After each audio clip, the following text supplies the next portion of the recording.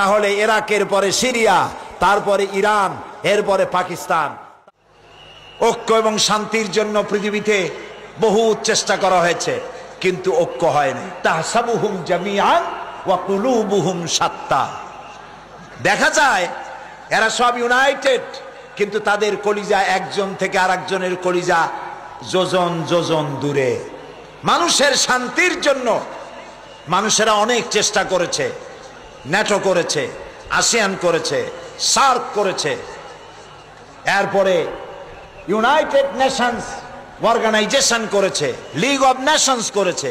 পৃথিবীর মানুষের শান্তি আসছে বলেন? আসতে কইলেন কেন? শান্তি আসছে? আসে নাই।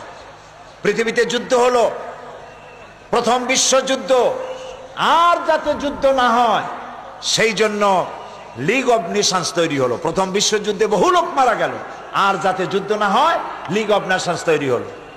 এরপরে 1935 সনে যুদ্ধ শুরু হলো, সেকেন্ড গ্রেট ওয়ার চলল।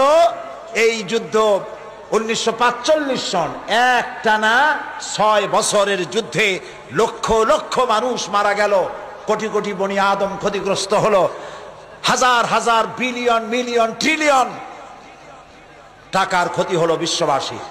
আর যাতে যুদ্ধ না হয় সেজন্য তৈরি হলো ইউএনও, আকওয়ামে মুত্তাহিদা, যেটাকে ইংরেজিতে বলা হয় ইউনাইটেড নেশনস অর্গানাইজেশন। এদের কাজ হলো পৃথিবীতে যুদ্ধ বিগ্রহ না হয়, গরিবদেরকে বাঁচানো, ধনীদের বড় বড় দেশগুলির হাত থেকে ছোট ছোট দেশগুলিকে যাতে রক্ষা করতে পারে আক্রমণ থেকে। মানুষের ইজ্জত হুরমত, তাদের স্বাধীনতা সার্বভৌমত্ব হেফাজতের গ্যারান্টি দেবে জাতিসংঘ। আমি প্রশ্ন করছি, এই জাতিসংঘ পৃথিবীর মানুষের জান মাল, দেশের স্বাধীনতার হেফাজত করতে পেরেছে? পারে নাই। বরং জাতিসংঘের ফতোয়া নিয়া বড় বড় মোড়লেরা তারা পৃথিবীর মুসলমানদের স্বাধীন রাষ্ট্রগুলিকে তস নস করে দিচ্ছে। ওরা আমাদেরকে মৌলবাদী আর সন্ত্রাসী বলতেছে, সভ্যতা শিখাতে চায় আমাদেরকে। বেটারা, তোমরা হলে সন্ত্রাসী, তোমরা আমাদেরকে সভ্যতা শিখাও। সভ্যতা শেখার জন্য আজকের আমেরিকা এবং ব্রিটেনকে ইসলামের দরওয়াজায় ভিক্ষুকের মতো দাঁড়ায় থাকতে হবে। আর যে আমেরিকা আজকে মুসলমানদেরকে শিখাইতে আসছে, এরাকে কি কাজ করেছে তারা? আল গরিব জিন্দানখানা, আল গরিব কি কারাগার, এই কারাগারের ভেতরে মুসলমান কয়েদিদেরকে উলঙ্গ করে তাদের মুখের উপরে পেশাব করেছে। মুসলমান কয়েদিদের গলায় কুত্তার বেল পরাইয়া তারপর রাস্তার উপরে টেনেছে। এগুলি কি বানায় বললাম না? ঠিক বলেছি? এগুলি সত্য কিনা? সারা দুনিয়া সাক্ষী, এ কাজ তারা করেছে। মুসলমানদেরকে আজকে চুপ করে বসে থাকতে হবে না, মুসলমানদেরকে ঐক্যবদ্ধ হতে হবে এবং বিশ্ব বিবেককে আবার জাগ্রত হতে হবে। এই পশু শক্তির বিরুদ্ধে ইরাকের উপর থেকে দখলদার সৈন্য তাদেরকে উঠায় দেওয়ার জন্য সারা দুনিয়ার মানুষের চাপ সৃষ্টি করা এখনই প্রয়োজন।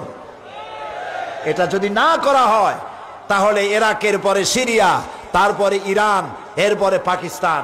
তার দৃষ্টিতে, আমেরিকার দৃষ্টিতে পৃথিবীর সব মুসলমানেরা সন্ত্রাসী। আর শ্যারন নাকি শান্তির পায়রা। শ্যারনরে চিনছেন? শ্যারনকে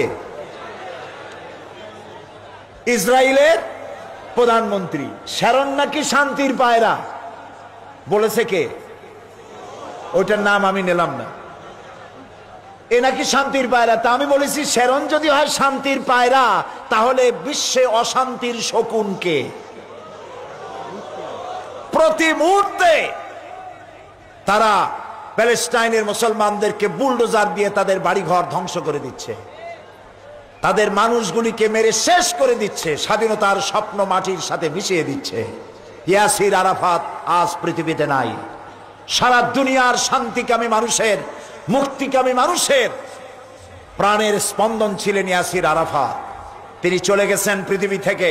আমরা আশা করব আল্লাহ তাআলা সাহায্য করবেন ফিলিস্তিনিদেরকে, আমরা যেন দেখতে পারি অভিশপ্ত ইহুদিদের হাত থেকে প্যালেস্টাইন আল্লাহ মুক্ত করেছেন।